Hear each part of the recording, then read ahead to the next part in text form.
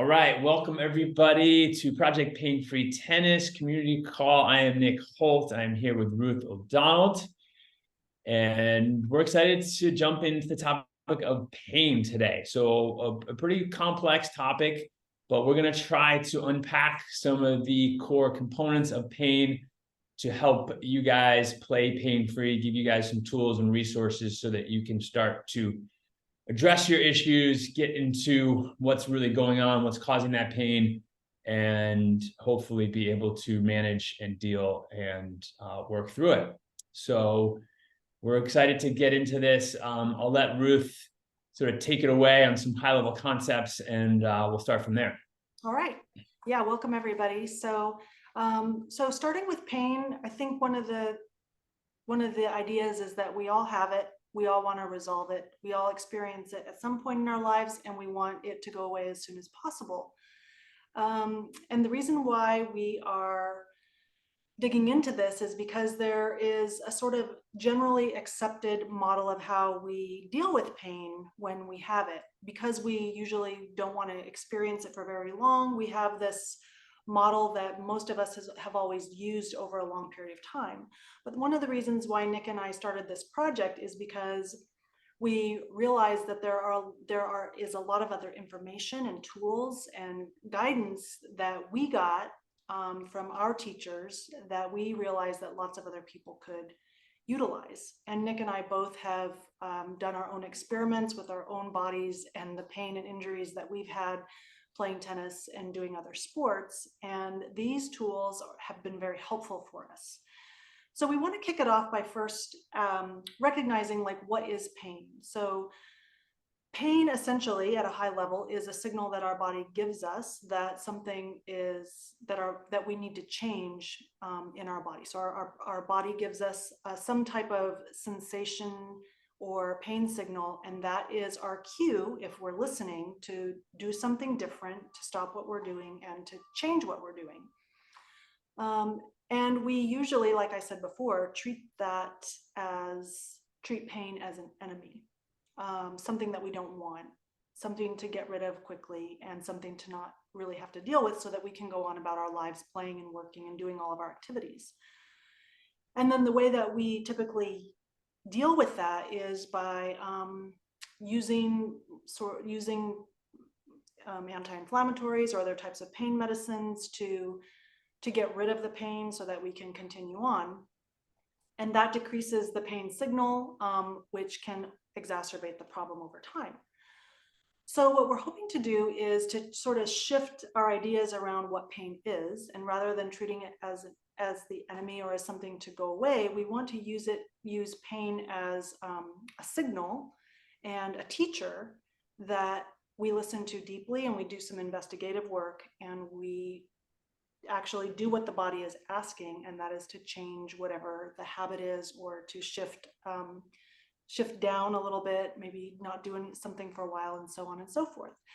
So we want to look at pain as a teacher, and then we want to recognize that pain is like our body's primary language in communicating with us. And so seeing pain from that perspective gives us the opportunity to resolve and decrease pain over time by taking a detective mindset.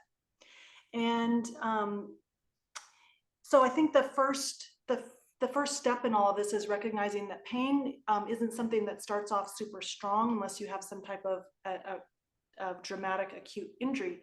We usually get whispers of something going wrong in the body well before the pain is actually so strong that we have to stop.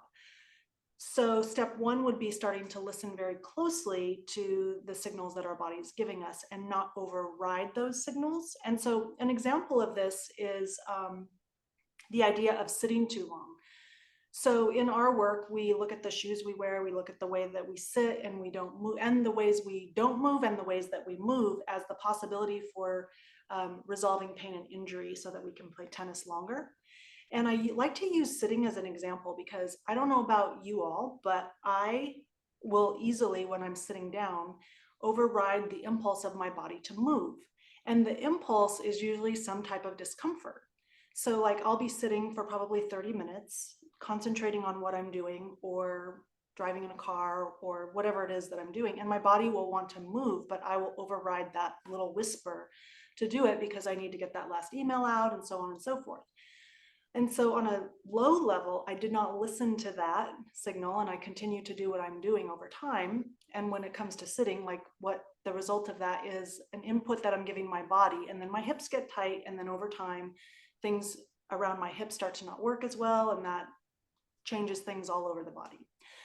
So that's just one example of like a not so serious idea of overriding the body's impulse to move. And so that's step one, is listening really close and then taking notes. And we'll get into that as an experiment later, but we want to sort of shift the whole perspective about welcoming the pain a little bit more as a teacher and not so much as something to get rid of right away. Yeah. I think it's really important to like double click on that, because I think there's so much, like most of us do, and myself included, and I'm sure you can share similar stories as well from your like athletic experience, is that, you know, we kind of we hear the whispers, but we don't really do anything about it. We kind of ignore it. We ignore the whispers, and then that voice gets louder and louder. And it isn't until our shoulder is screaming or our hip is screaming at us that we actually do something. And a lot of times when it gets to that point where it's that the tissues are yelling at you, it could be a sign that there's actually some kind of maybe damage to the tissue. And this is what you know, we get into certain areas of tendinopathy or tendinosis with inflammation of certain tissues, which, you know, we've talked a little about in some other videos with tennis elbow and Achilles tendonitis issues, which is very common for tennis players. But it's really, really important that we sort of address a lot of this stuff before they get to that sort of 9 out of 10, 10 out of 10 level of yelling at you. Because the reality is that if you can catch this stuff early and you can sort of change the way that you move or do certain things off the court, a lot of times you can kind of solve the problem before it gets, you know, to a level where it actually stops you from playing. Because most of what we see in our tennis communities is people don't do anything until that pain is a 9 out of 10. And then in that case, yeah, you probably do need maybe to take a few weeks off or maybe get some physical therapy to address the damage to those tissues. Where if you did something a little earlier when it was more of a whisper, you would have been able to sort of solve that a lot easier. So this is a really important idea that we want to sort of hammer home, this idea of tuning in, because a lot of it does require a little bit of self-awareness to the body. And I think for a lot of people, I think ourselves included, we're running around, we're trying to do a lot of stuff, and sometimes we're not necessarily tuned in to the signals that the body is telling us day to day, week to week. So just wanted to add that. But yeah. And maybe Nick, we can start with your personal experience around, I mean, I'd love to hear like about how you used to deal with pain, maybe, and then like what you do now differently and what you might be dealing with now as far as pain and pain management goes. Yeah, absolutely. It's funny because I like, as an athlete growing up, there was this, you know, and we still hear it today in a lot of the gym culture of like no pain, no gain. And this idea that somehow you have to go through pain in order to get results, which is, it's kind of really silly if you think about it. I mean, I think there is a granular truth to, you know, discomfort and doing stuff that's hard. Exactly. Right. And I think it kind of gets conflated, like, you know, no pain, no gain to me is like, yeah, you have to do hard things in order for the body to adapt. And I think it's really good for achieving anything in life to have that sort of mental tenacity and toughness. Exactly. But when it comes to musculoskeletal issues, pain, really, like what I've learned over the last maybe 20 years is this idea of, instead of no pain, no gain, it's more like tuning, like present, like having to be more present into pain. So like what you were saying is use it as a teacher. You know, don't try to, I think in the past I would have taken ibuprofen or Advil, and certainly it allowed me to get through the whatever event, whether it was playing a game or a match, without that pain signal. But now I understand what I was really doing was just literally and physiologically like shutting off that signal. So my brain still, that the tissue was damaged, whether there was the elbow or the ankle, but I just wasn't getting that sensation to the brain. So short term, great, but long term, not so good for longevity and health. And so now my perspective is more around really becoming my own scientist and taking detailed notes around kind of qualifying the pain, how often it happens. So right now I'm dealing with some Achilles tendinopathy, which is just some dysfunction in my Achilles tendon, where after I play tennis, it tends to flare up. And sometimes in the morning, it might be a 8 out of 10 pain wise. And throughout the day, it might resolve down to a 2 or 3. And maybe by the end of the day, I don't even feel it at all. And what I've noticed is that if I do take a few days off and I do some other type of lower body maintenance work on my calves and my feet, that pain signal actually goes from maybe an 8 out of 10 to more of like a 4 or 5. And it actually, some mornings I don't even have the pain. So if I zoom out and I look over a 3-month period, before it might have been, a much higher pain signal more frequently. Now it's becoming less and less. So to me, that tells me I'm kind of on the right track. I'm still making the trade-off of playing tennis and possibly doing some short-term aggravation to that tissue. But long-term, I'm doing some of the other maintenance stuff that maybe we'll talk about today, trying to get to sort of the root cause of in my case, why is that Achilles getting overloaded? What's going on in my foot? What's going on in my calf? Maybe my hips aren't doing their job, because when we talk about a lot of this overuse stuff, it's generally that area that's experiencing the pain is overloaded because some other area isn't doing its job. And so I'm trying, and it takes some time, but I think getting that perspective of, okay, I want to sort of qualify the pain. How frequent is it? How intense is it? That's really helped me on my path. And so we really encourage people to do that, because a lot of times you might be doing the right things. And we've talked about this before, but you just don't know because the changes are so small. And then what happens is people just stop doing the things that are actually working, because this stuff does take, some time. Because if you think about how long you've had some of these issues or how long you've been sitting at a desk, this stuff takes some time to sort of unglue and restore. But both of us are firmly believers the body can self-organize and self-heal if we give it the right inputs. So how about yourself, Ruth? How has your experience or perspective on pain changed over the years? Well, I think I had a similar experience to you, right? The no pain, no gain, which I was young and I was playing college basketball, which is when I injured my knee. And I've had a ton of ankle sprains from volleyball. And the no pain, no gain, I think you're so right about like how it gets misunderstood by athletes and coaches alike, where I think you said it so well, like, yes, no pain, no gain, meaning like the mental tenacity and the idea of becoming like disciplined about a practice is not easy, and it is sort of painful. But then we sort of transfer that over to like, don't stop no matter what. And that's how you're going to make the gains, so much so that you override the actual dangerous signals of tissue damage and injury, right? So that's the culture I grew up in as an athlete. And I think as a result of it, I have a knee injury. So I had an ACL reconstruction, and for a long time didn't get to indulge in my competitive nature and like playing competitive sports until the last few years when I found tennis.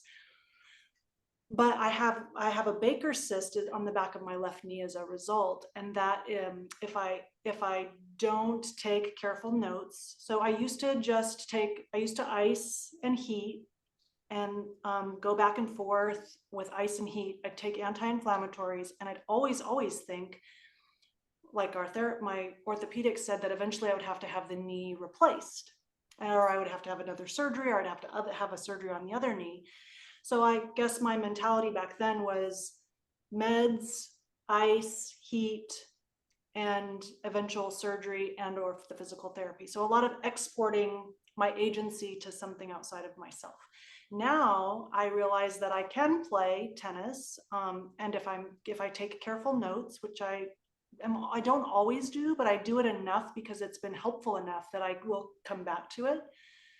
That I can see, I take a long-term mindset so that I can really see over the last 3 years how much progress I've made and how little pain I'm in. Like I used to have a lot of pain in my left foot. I changed my shoes, I changed the way I move. And you said something too, which I think is really important with pain, is that when we're dealing with pain, if you move the body in different ways, the other parts of your body that you can move, like I realized that having a whole body practice, whether it's like natural movements like MoveNat or animal walks or different kinds of body weight bearing activities that use the whole body, will oftentimes relieve some of the pain pressure that I'm feeling. So all that is to say is that taking careful notes and then recognizing that long-term really is longer than you probably think. That when I'm always a little impatient, thinking like, well, why isn't it working? And so I think you said something before too in one of our calls about like how you might, if you're not tracking your progress, you might still have pain, but it's decreased over time, which is an improvement, you know? So like oftentimes if the pain isn't gone completely, but it is getting less and less, that is success and you're headed in the right direction. And it took me a long time to recognize that. So that's where I am now. Yeah, that's so big because because like if you're waking up a 9 out of 10 and you're qualifying the pain and 2 weeks later it's a 5 out of 10, that's improvement. But if you're not taking those notes, a lot of times, we have this, I think, mentality of this binary, it's either pain or it's no pain, right? It's like this yes or no, but there's all this middle ground that I think is really important to determine whether what we're doing is actually, improving, moving the needle and making improvements in our body. You know how they say the devil's in the details? And I think that in these types of cases, like the actual magic is in the details, the nuance, and like settling into the details is where all the real progress happens. Yep. So, I mean, I think one last point on that, and then I'm going to share a framework that we find really useful is, I think for us as athletes, for people who've used our bodies, we have a lot of experience on sort of listening to our bodies and understanding the signals that our bodies are sending us. And we've probably been through like a lot of, if you're training, if you have experience in the gym, you know what that like discomfort of muscle sort of fatigue or the burning in the muscles. And that's the other piece that we really want you to get specific with. That like discomfort is very different than something that is maybe sharp or hot or pinching, right? So that when we say qualify the pain, not only like the intensity 1 to 10, but exactly where is it? Is it more in the muscle? Is it more in the joint? Is it sharp? Is it dull? Those are really important things to sort of qualify, because generally speaking, if it's more muscular and it's a burning and it's dull, that tends to be okay, versus like a stiff joint. If you haven't moved a stiff joint in a long time, it's not going to necessarily feel very good, but that's very different than having a sharp shooting pinchy pain. That's generally a sign that something else is going on, and then potentially could, you could go and see somebody. And we have a list of resources that we can share of practitioners that, that we trust, that shares our same worldview. So anything else to add on that, Ruth, before I share the peace and love? No, go for it. Okay.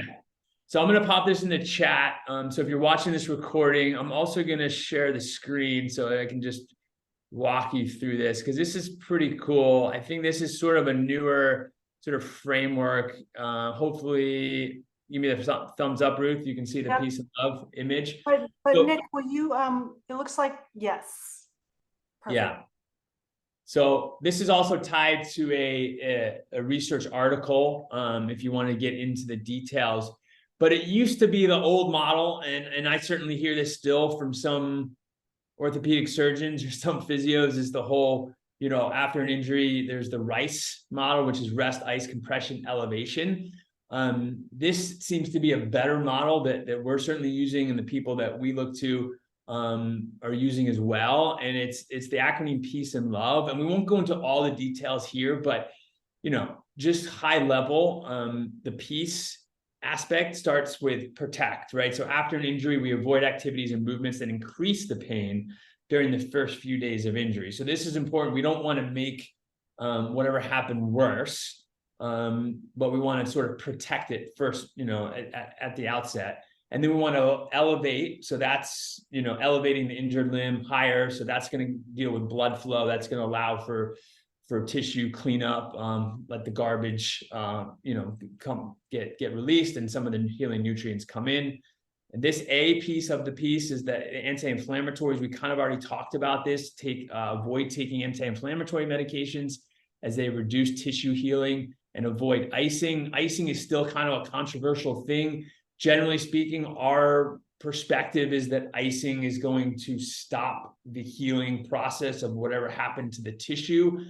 I think if you're talking from a pain management perspective, icing can help in terms of reducing pain short term, but we don't want to rely on icing, because icing essentially is slowing the healing process down. Again, the inflammatory process is actually what we kind of want, so long as it doesn't get out of control, but we want some of that inflammatory tissue to bring that blood flow in, to bring some of those cellular cleanup tissues, to release some of that garbage, to get the nutrients in. Compression is sort of doing the same thing, is reducing the swelling by compressing it with a bandage.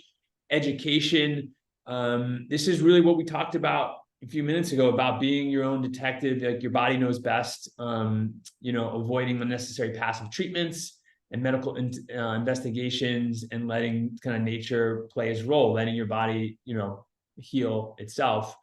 And then we get into the love, which is load, optimism, vascularization, and exercise.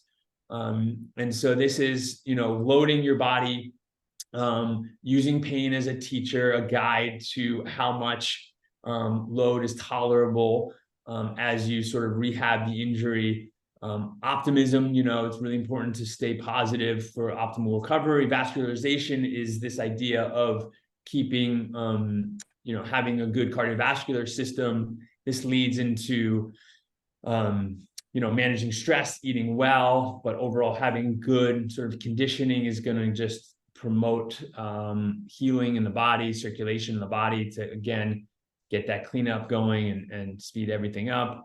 And then finally, exercise, right? Restoring mobility, strength, and proprioception, which essentially is balance training, by adding an active approach to recovery. So that's our framework. And I think it's important here to really distinguish the difference between the active versus the passive treatments, because passive treatments are anything acupuncture, massage therapy, chiropractic, anything where you're essentially, on a table or receiving treatment.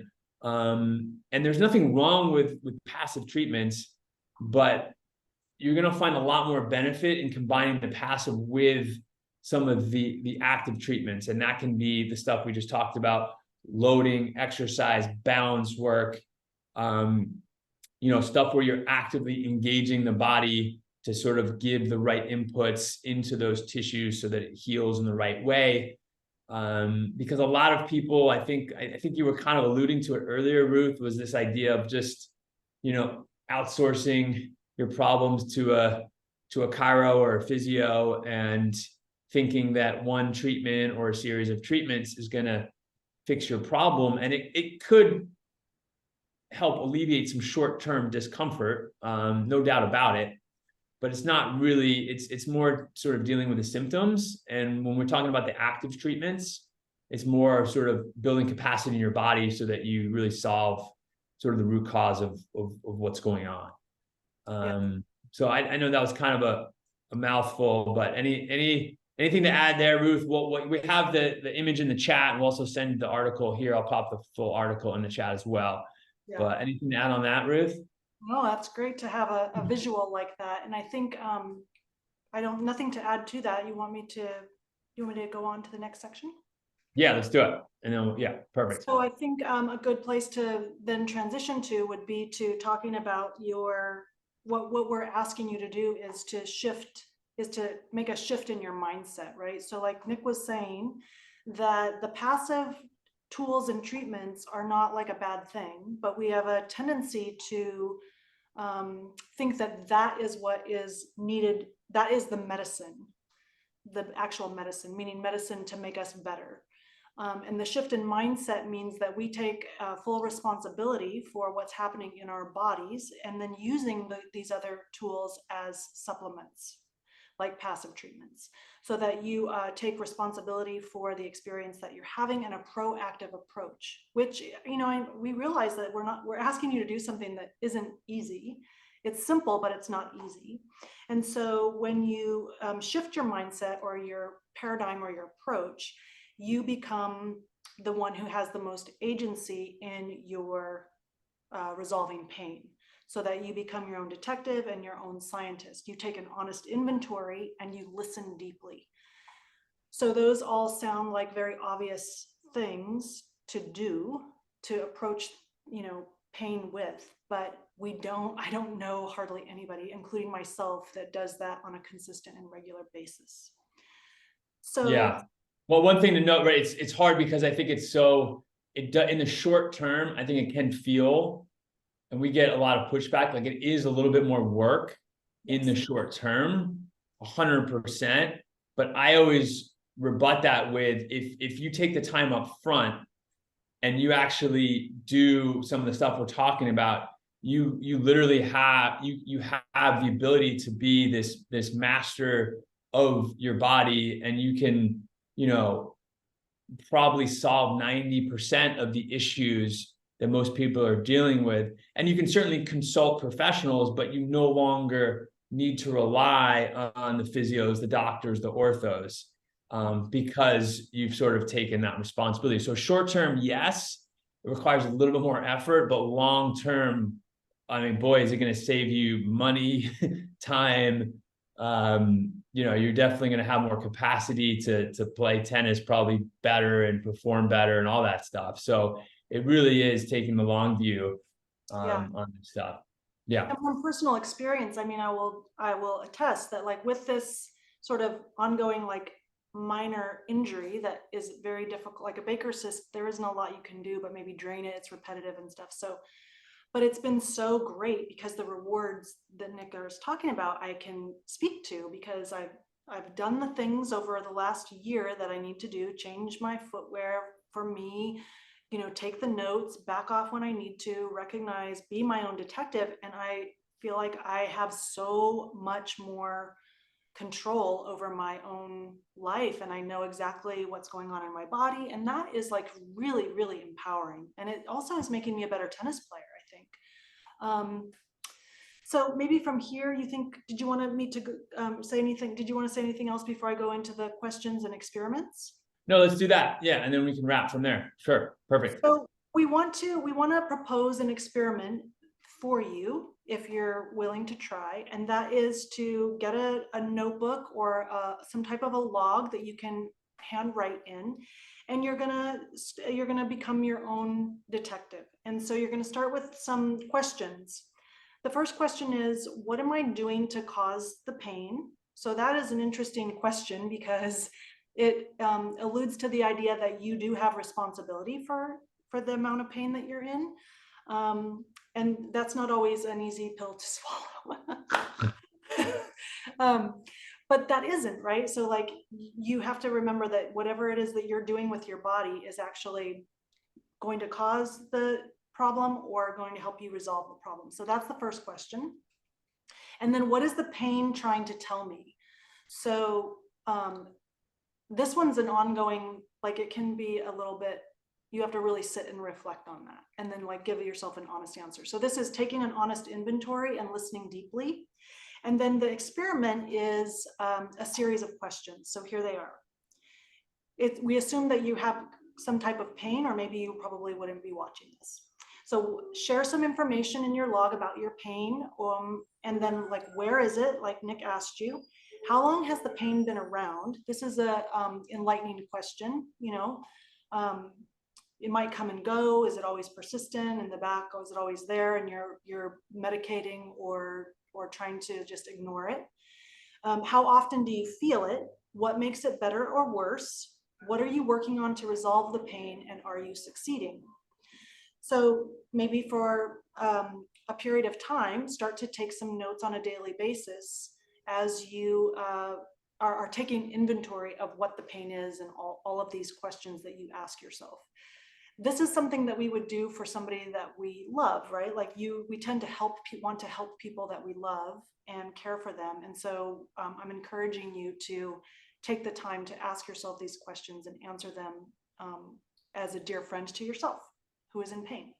And then, yeah, and so I think this will lead right into what you are going to talk about next, Nick. Yeah, I mean, that first question is quite deep and profound, and like I think it's quite sort of contrary to a lot of the mainstream information out there that you know, there's somehow something that's like at fault with the body and you need to fix it, right? It's like really this idea that our bodies are these incredible, you know, I don't even want to use the word machines, but complex pieces of machinery that actually are really robust, and they're just sort of adapting to what you do. And you know, sports like tennis and most activities aren't necessarily we're not really designed to handle a lot of those stressors, repetitive uses. So if we do have, you know, limitations in our body, they are 100% going to show up,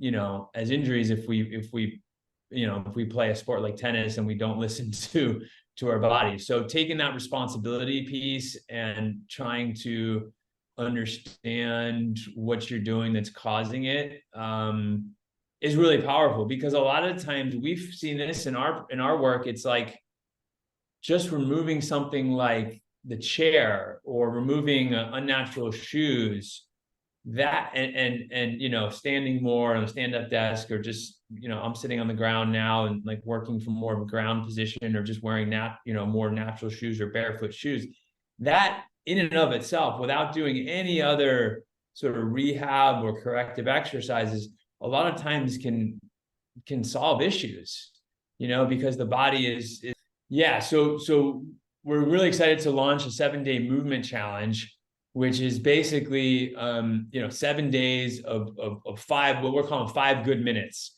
in terms of looking at the whole body, starting with balance, and then looking at the feet and the hips and the shoulders and the torso, and then sort of integrating it into sort of full body movements. And our goal really there is to give you guys, you know, some of the best sort of exercises and movements that we've found to be really valuable for us over the years, and to, you know, give you this challenge to get to know your body a little bit better, to use as an opportunity to be your own sort of scientist and see, excuse me, see how it feels in your body. And, you know, hopefully our goal is really for you to get to know your body better and start to develop some of the capacity in your body, so that you can, you know, manage and handle a lot of these common injuries that we see as tennis players. So we're really excited to drop it soon. We'll probably be in the next, if you're watching this, maybe it's already out, and you'll see the link below this video. That's probably the most likely scenario. And we're excited, and we really want it to be sort of an interactive thing where people are giving us feedback and you know, telling us how it goes and stuff. So anything else to share on that, Ruth? Oh, just about the 7-day challenge, we designed it to be fun, right? Because Yeah. we love tennis, because it's fun. And we find that in our work with the Foot Collective, and what we do is we say play is the way. And so even though it is a discipline and it's a practice, it's designed to be really enjoyable. And it's only 5 minutes a day. So we hope you will join us, and we hope we get to hear about how it goes for you. So we really want to know for sure. Yeah, 100%. So I think that'll do it for today. We covered a lot. You know, go back and watch some of this video. If anything, didn't make sense, the links are you'll see below this video. We have the peace and love image and the link to that article. But yeah, I mean, if you have questions, you can email us at projectpainfreetennis@gmail.com too. That's our project email. So feel free to drop us a note or a line or questions or topics you even want to discuss. You can reach us there. Yeah. Thanks for that. And we'll have some of that stuff below the video as well. But yeah, look forward to hearing from some of you, and till next time, we're signing off. Have fun out there on the courts, play is the way, and we'll talk to you guys soon. Bye. All right. Bye-bye.